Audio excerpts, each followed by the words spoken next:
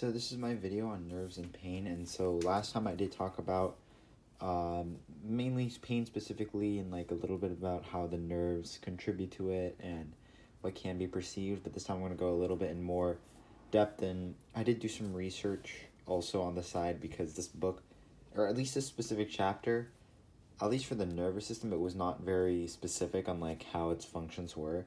So what I did is I did look at some like diagrams online and then try to get more exact details or closer to help better understand certain details of how certain things work. So this time we're going to focus a little bit more on the nervous system because last time was a little bit more on pain. And so, and since it's nerves and pain, we should talk about the nervous system itself. So, the nervous system isn't actually, contrary to popular belief, it's not actually what makes you feel nervous or anything. It's not your actual feels. That would be more of your mental stage, and that would be more of the brain.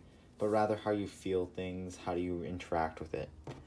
And the nervous system is this is like a little easy, like little very, very simplified diagram of kind of what the nervous system would be.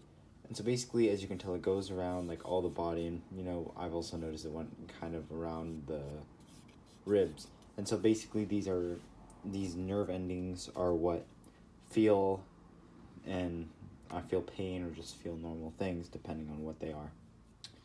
Now, to be specific, the nervous system actually there's a lot of like different kinds of nervous systems. Apparently there is officially two, but then as you can like divide the nervous system depending on its function or what it is.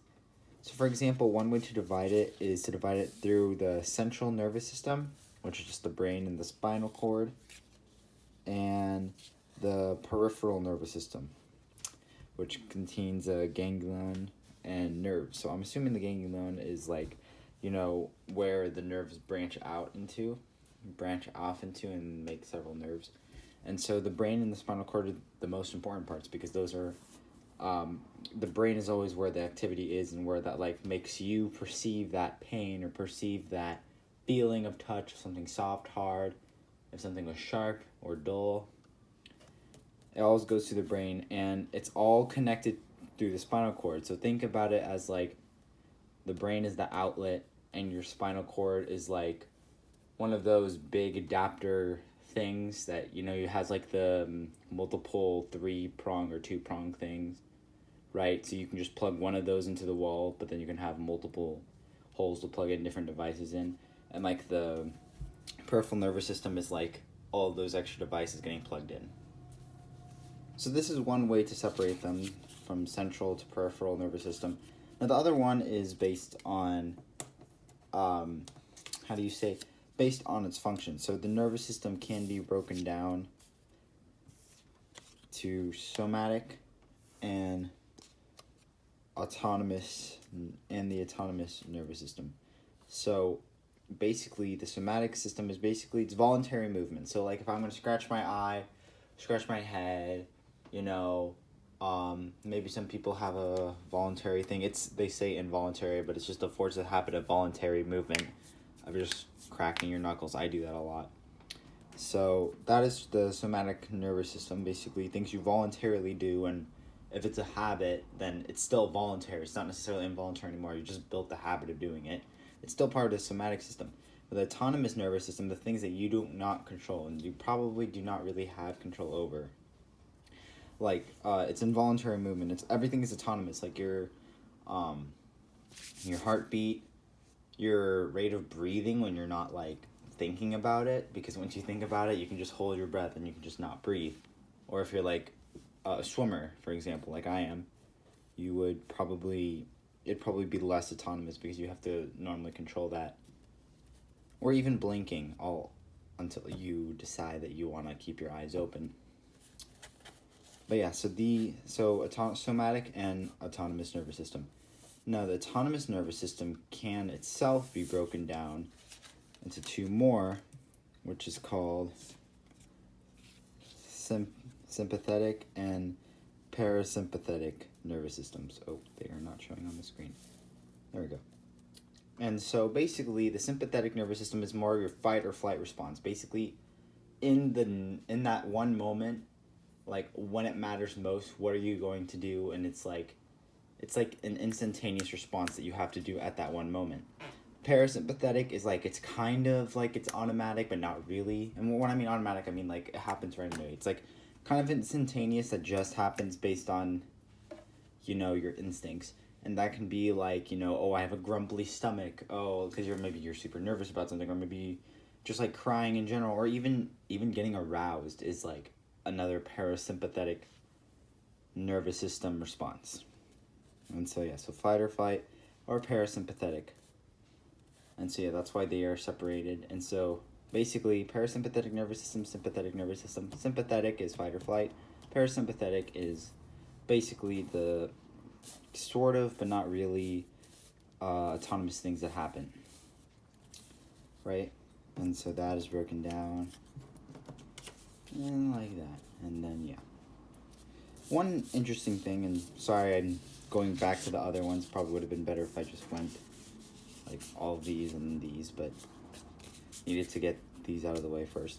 One interesting thing about the central nervous system and the peripheral nervous system is how damaging these nerves, like what, depending on what you damage, will depend the actual consequence. For example, if you just damage a ganglion, it's not that big of a deal. It takes a little bit longer, but a nerve, it just it'll heal by itself. And eventually, like if you destroy these nerve endings, they will grow back. The nerves will grow back themselves.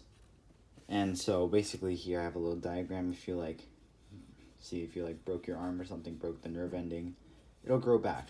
But if you broke your spinal cord, you would be paralyzed and probably would not be able to move whatever paralyzed part of your body based on you breaking your spinal cord for the rest of your life. And it's interesting because these can grow back, but these cannot. And so that's why I said, okay, yeah, so if you break your brain, I guess, then you can't move anymore. Or it wouldn't work anymore. You wouldn't be able to regrow it. So yeah. Now, because we were talking about the nervous system, let's talk about some specifics on pain. And so here are types of pain. So one of them is the nociceptive pain. This is like the first degree kind of thing.